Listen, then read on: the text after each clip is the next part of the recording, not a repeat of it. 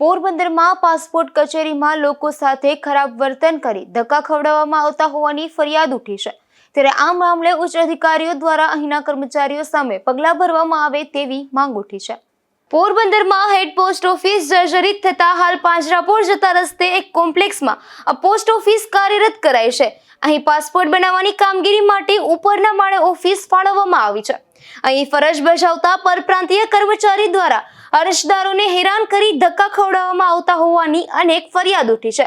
લોકો પાસપોર્ટ કઢાવવા કે રિન્યુ કરાવવા જાય ત્યારે તેઓને વિવિધ ડોક્યુમેન્ટના બહાને વારંવાર ધક્કા ખવડાવવામાં આવતા હોવાના પણ આક્ષેપો થયા છે।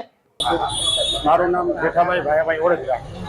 અમે પાસપોર્ટ કઢાવવા માટે અહીંયા આવ્યા પહેલી વખત એ ડોક્યુમેન્ટમાં જે તેમ માંગ્યું એ તેમને લેખિતમાં આપ્યા મારા છોકરાના, તો એ ડોક્યુમેન્ટ પૂરા લઈ અને અમે અહીંયા પાસપોર્ટ માટે આવેલા।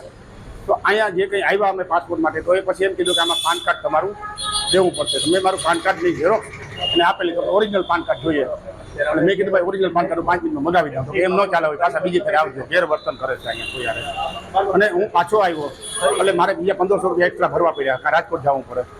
એટલે મેં અહીંયા આવી અને મારું પાન કાર્ડને જે કંઈ આપ્યા એટલે અહીંયા અંદર ગયા અને મારો વારો આવ્યો, મારા છોકરા બેસવાને મને ગેરવર્તન મારી યારે કે કોઈ પણ પબ્લિક આવે ગેરવર્તન લોકો કહે છે, એ ભાઈ બારોબાર જા, તોસરાથી વર્તન કરે છે કારણ વગરના। અને અમને અહીંયા જે કંઈ પૂછીએ કે ભાઈ તમે જે કંઈ અમારે પાન કાર્ડ કે આધાર કાર્ડ કે જે કંઈ જોતું હોય એના ડોક્યુમેન્ટ તમે ફોર્મ આપો, તો ફોર્મ દેતા નથી। ગેરવર્તન રીતે જવાબ આપે જેવા તેવા અધિકારીની જેમ, કોઈ પણ ખોટા કારણ વગરના। અને એમ કીધું બોલા ઓફિસના નંબર છે, એમાં તમે ફોન કર્યો જે કરવું હોય। અમે ઉપર જે અહીંયા નંબર આપેલા છે ઓફિસના રાજકોટ અમદાવાદના, ત્યાં ફોન કર્યો તો ત્યાં કોઈ ફોન રિસીવ કરતું નથી, ઉપાડતું નથી। અહીંયા પાણીની સુવિધા નથી, અહીંયા લિફ્ટ છે, લિફ્ટ અત્યારે બંધ છે, લિફ્ટની કોઈ સુવિધા નથી। તો કોઈ પણ વિકલાંગ માણસ આવે તો એ ઉપર કેમ આવી શકે? તો એને આ લોકો ધક્કા કરાવે કે લિફ્ટ બંધ નથી, તમારો પ્રશ્ન છે, અમારો પ્રશ્ન નથી, એવા જવાબ દે છે, ગેરવર્તન કરે છે બધા।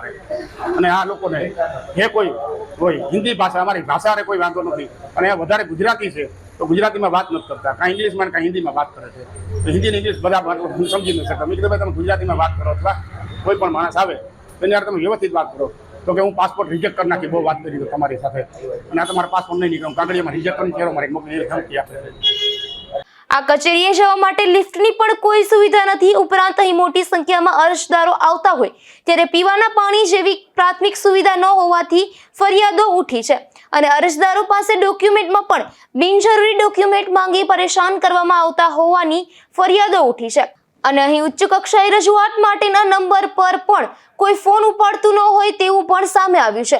આથી સ્થાનિક બેદરકાર કર્મચારીઓ સામે કડક પગલાં ભરવામાં આવે તેવી માંગ ઉઠી છે। નિપુલ પોપટ સાથે અશોક થાનકી, ગુજરાત ન્યૂઝ, પોરબંદર।